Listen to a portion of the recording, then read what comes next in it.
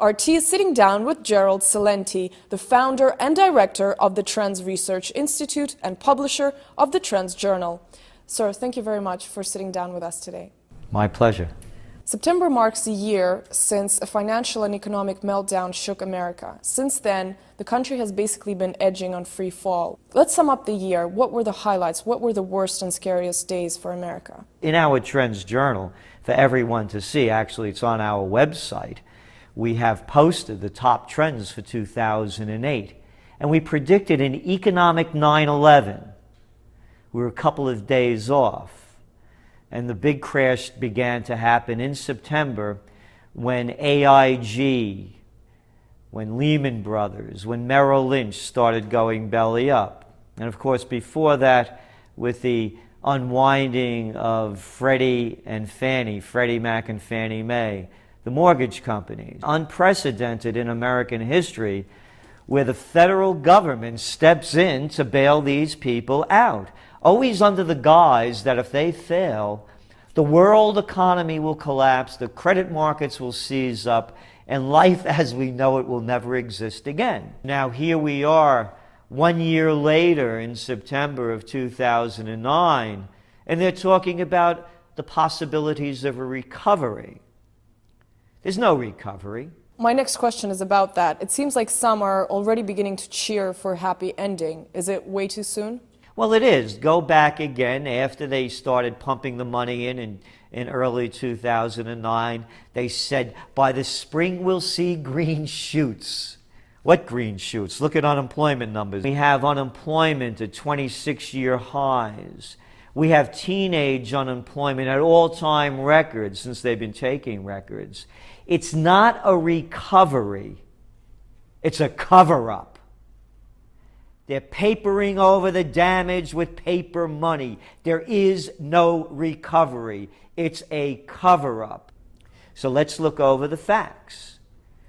All of the stimulus program at best created 150,000 to 200,000 jobs. They're saying that the stimulus program is now working. Well, what's going to happen when the stimulus runs out? When you can't use this paper money to create any more jobs? This is the likes of which no one has ever seen before. There will not be a recovery. We're going into the greatest depression. People better grow up about it. The jobs that have been lost forever. What should the common American do? What can the common American expect for the next couple of years if you are saying things are as bad? What the common American has to understand is that their standard of living is going to continue to decline. It's on a downward spiral. Look where the United States ranks in poverty. Look how low they rank in education. Look how low they rank in quality of life. At one time, America was number one in all of those fields. And now we no longer win, place, or show. Do you think the United States is going to learn anything from this experience? Will it transform into something else and better?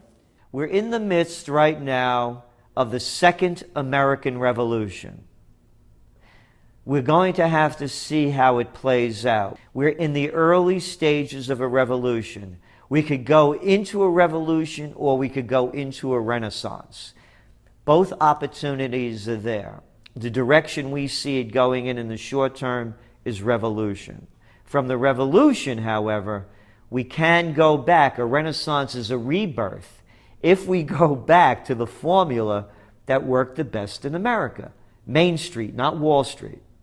America went from the country that prided itself in quality number one to bottom line. How can we make the most money, build it the cheapest, build it the biggest? Let me follow up on your point about a revolution. For there to be a revolution, the majority of Americans, it seems, needs to get really fed up. Meanwhile, however, we're seeing that many Americans are still very much enticed with their president. What's your take on this? America's a first, second, and third world country. Revolutions don't happen from the people that are going to be watching American Idol or waste their time away playing video games and their minds lost in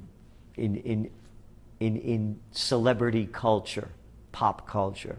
It's going to come from a different area. You have people from both ends of the spectrum.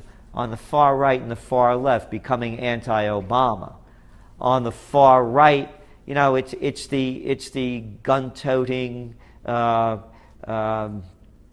America firsters, and there's racism involved in it too. Let's not be blind to that. That's on one aspect.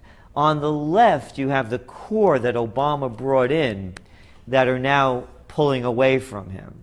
And these are the people that were against more troops in Afghanistan, against strikes into Pakistan, into other sovereign countries. These were the people that wanted to see the military shrink, not grow by 4%.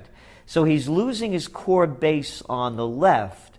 So the revolution in many different areas, because Obama's backtracking on a lot of core issues that were very important to the left. So he's losing the left and he's lost the right. He never had it to begin with. So the revolution is now being fought by a number of different factions within both the Republican and Democratic Party. And that's what's going to make this revolution happen. Do you predict a second term for Barack Obama? It's too early to tell now. As I was mentioning earlier about President Bush being down in the polls 50% in September of 2001. And then all of a sudden 9/11 happened, and the people rallied behind him.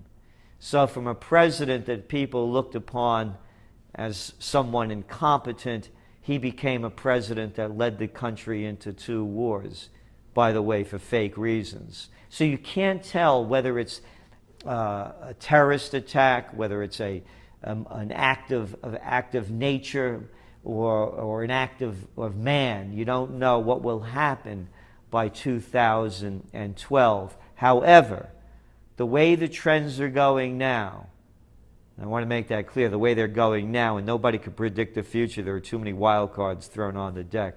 President Obama will be not only a one-term president, but we'll also see the emergence of a third party, because many Americans, the independents, which account for more than the party members from either the Republicans and the Democrats, want a third way.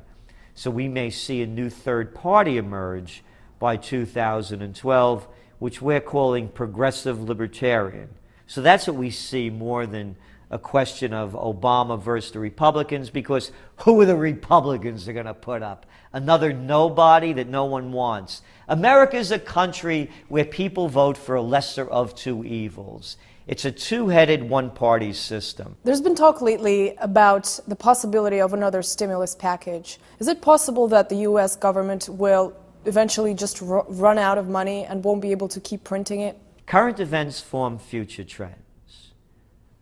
Look where the dollar's going, and look where gold is going. The more they talk about stimulus, the cheaper the dollar becomes, and the higher prices of gold go. We have people in power that if our forecasts were as wrong as theirs, we would have been laughed out of business 30 years ago when we began. Why would people believe Ben Bernanke? Why would they believe President Obama? Why would they believe Larry Summers or Timothy Geithner? When Timothy Geithner, for example, in 2007, when the market started to unravel in August, when the credit crisis first hit, he said everything was covered, no need to worry.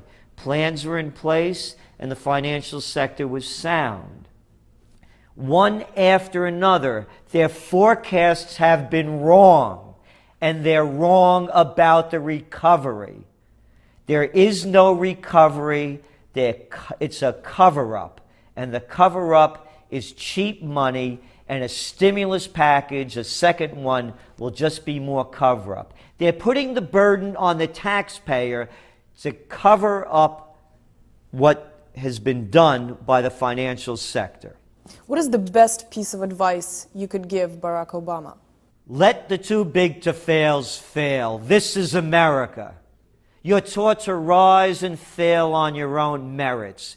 There's nothing there that would have said that if General Motors failed, that if Bear Stearns failed, if Merrill Lynch failed, The economy, the sun would still rise, the crops would still grow. It's just the big guys would lose money. That's all it is. Look at the facts. We bailed out the banks. What's the average salary of the banks and the financial institutions that we've bailed out of the presidents of those banks? $14 million.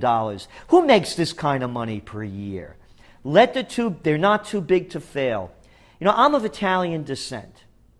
And all my life I've heard mafia stories. I never want to hear another one.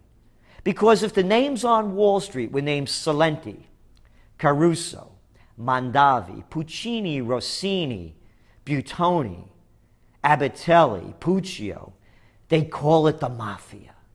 But you're not allowed to call the white shoe boys crooks and criminals. Oh no, they don't do loan sharking or Ponzi schemes. They don't do pyramid scams. They have different names for them. How about credit default swaps?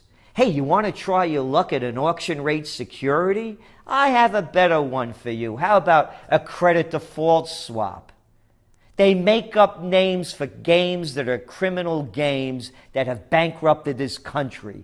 Gerald Celente, thank you very much for sitting down with us today. Thank you.